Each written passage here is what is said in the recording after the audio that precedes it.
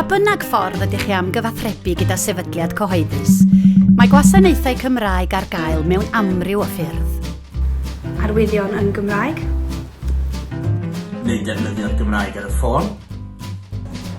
Bore da, good morning. Amy o'r Diwrnod sy'n yma. Dogfennau yn Gymraeg.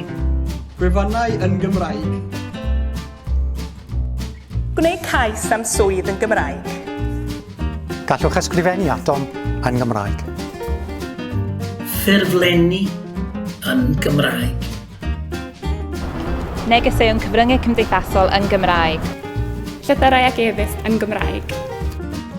Mi wnawn ni ofyn i chi os ydych chi moyn siarad yn y Gymraeg. Mae'n deg i bawb, a phwy sydd ar hawl? Fi.